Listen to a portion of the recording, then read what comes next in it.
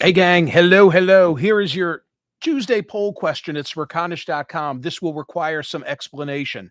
Do you think public perception of trans participation in sports is negatively influencing the overall perception of transgender rights? First, thank you to my friends at Parks Casino in Shippensburg, located in central Pennsylvania off exit 29. That's Route 81, 45 minutes from the state capitol in Harrisburg. It's my casino of choice. Parks Casino Shippensburg, so close to Hagerstown, Maryland, Martinsburg, West Virginia, and all the nearby Pennsylvania towns. We're talking Chambersburg, Carlisle, Greencastle, Parks Casino Shippensburg. They're celebrating military veterans every Monday. Just show your military veteran ID. Get a free hot dog lunch with chips and a soda as a thank you from Parks. Every Tuesday, that would be today, the 50% golden discount. Take my recommendation. Check out all the action, the entertainment, the excitement that they've got to offer. It is 100% smoke-free. They've got everything inside, 500 state-of-the-art slot machines, live dealer electronic table games featuring blackjack and roulette. Spend the day, have some fun. Visit parkscasino.com. You've got to be 21. Gambling problem, call 1-800-GAMBLER. So here's the Monday result, the Monday poll question result from Smerconish.com. I asked, do you agree with former President Bill Clinton that the book Original Sin is being used to unfairly blame Joe Biden for Donald Trump's election? 56.68% of more than 30,000 who voted said yes. Yes, I agree with Bill Clinton that the book and these reports are being used to unfairly target Biden for Trump's victory. I really enjoyed the conversation that I had. We aired it yesterday. It was recorded last week with former President Clinton and best-selling author James Patterson. It is Book Club Podcast episode number 463. Yes, it's a summer beach read. It's a thriller. The first gentleman is accused of murder and is on trial. It's an interesting plot, pretty breezy. But as I said yesterday, you get to page 452, 453, and there's all of a sudden a serious conversation about what we do with a $37 trillion national debt. Obviously, that was President Clinton's thumbprint in the book, as I discussed with him. But on the subject of, is Biden being unfairly blamed for Trump's election, I recommend checking out Ashley Biden, daughter of Ashley Biden's social post yesterday, where she said, has he aged? Yes, as we all do. This is in defense of dad. And the stress of the presidency accelerates. But he was always more than capable of doing the job, and a damn good one. He worked harder than anyone I've ever known. He took his duty and sacred obligation to this country very seriously. The noise is so damn disrespectful and untrue. It's just that noise, static created by those committed to perpetuating and profiting from some real BS. Get lost with your anonymous sources and fake news. Well, I guess 56% of those who responded at Smerconish.com yesterday agree with that assessment. Okay, here's the Tuesday poll question. Do you think public perception of trans participation in sports is negatively influencing the overall perception of transgender rights? This is a story, this is a subject area very much in the news, doesn't appear to be fading anytime soon. Twofold. First, from the military perspective, because of our friend Joe Ellis, who is the Black Hawk helicopter pilot and former editor of Smerconish.com, 14, 15 years in service to the Virginia National Guard, has given me a special perspective that but for Joe, I might not have on those who are trans and serving in the military, and I think they ought to be able to continue to serve in the military. The update is that the Army has now documented its plans for expelling transgender troops in the military.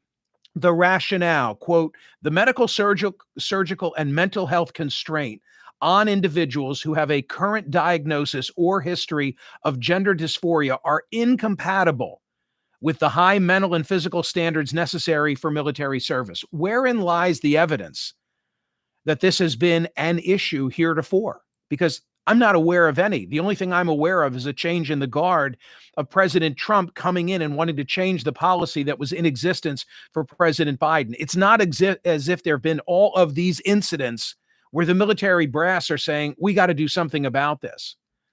So my eye is on this. The litigation is still ongoing. I'm not sure how it ends. The Williams Institute estimates that there are approximately 8,800 transgender individuals currently on active duty.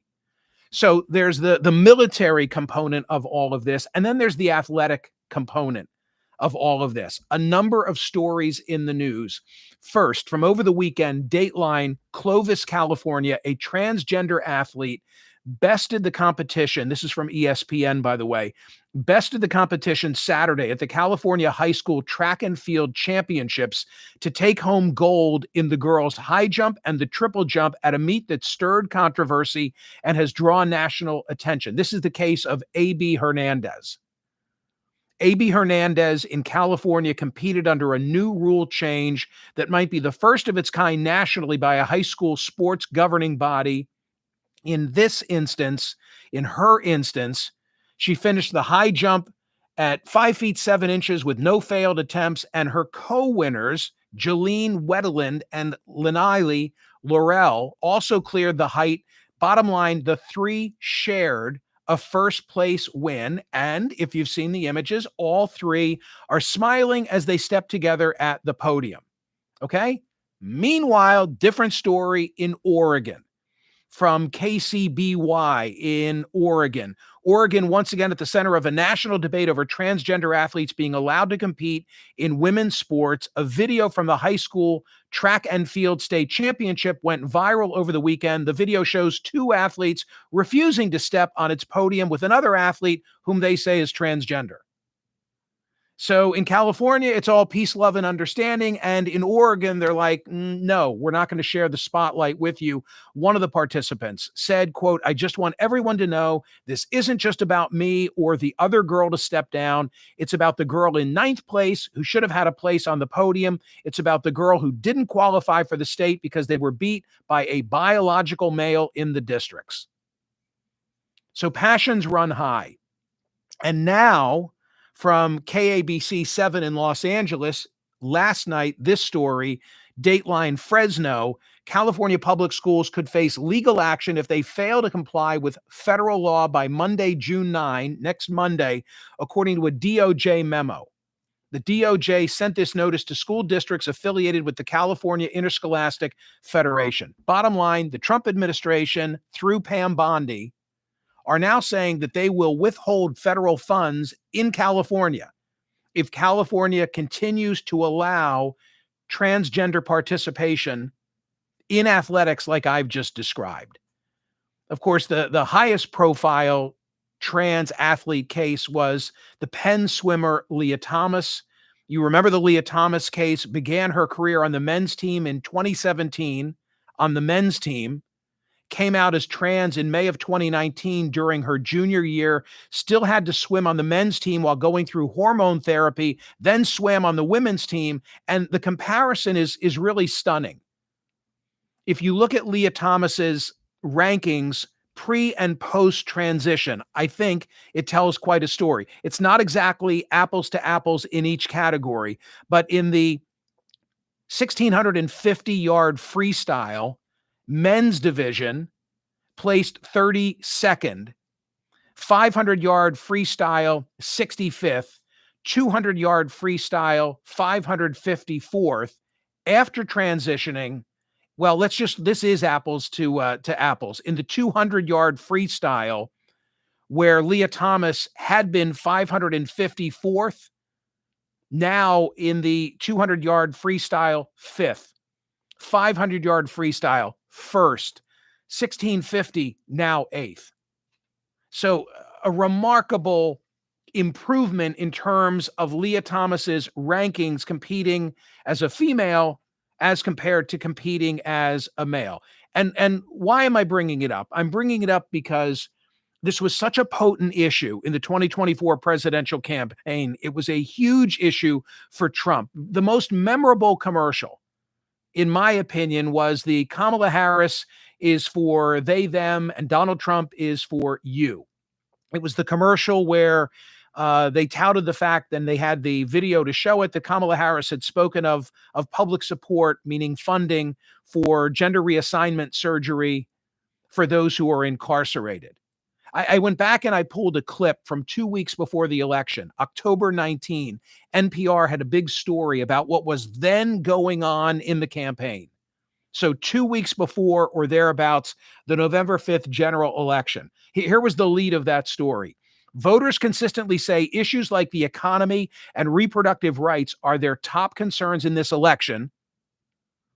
But in the closing weeks of the campaign, Republican ads focusing on transgender rights are dominating airwaves all over the country. It goes on to say that the Trump campaign had just dropped $17 million on the ad that I just referenced. And according to data compiled by Ad Impact for NPR, the ads aired more than 30,000 times, including in the swing states of Arizona, Georgia, Michigan, Nevada, North Carolina, Pennsylvania, and Wisconsin. And they ran them, if you remember, during NFL and college football games. This is a potent issue for Republicans.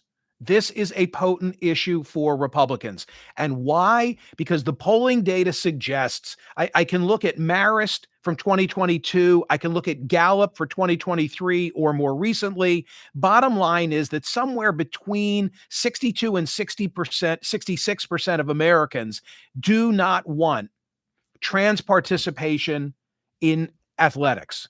So on the athletic issue, it is a winning hand for Republicans. And to go back to the poll question today, I think there's a bleed factor.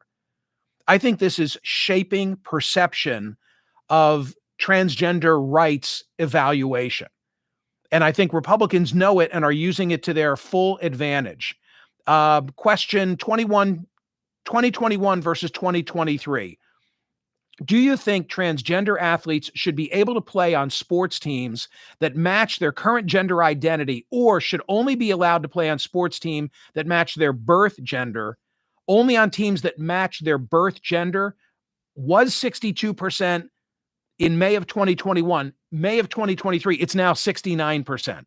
And I have any number of data points that tell the same story. People who know, here's what the data says collectively. People who know a transgender individual continue to be more accepting of pro-transgender policies than those who don't. That makes sense. But the relationship has weakened in the past 2 years. And as a result, Americans have become less favorable to transgender athlete participation in single-gender sports than they were a couple of years ago.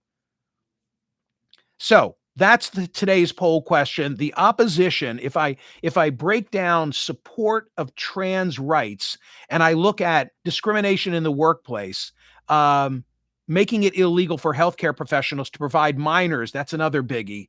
The bathroom issue, making it illegal for public school districts to teach about gender identity. What really inflames the passions from this sort of panoply of related trans issues, two things: sports and the minor issue, making it illegal for healthcare professionals to provide minors with medical care for a transition.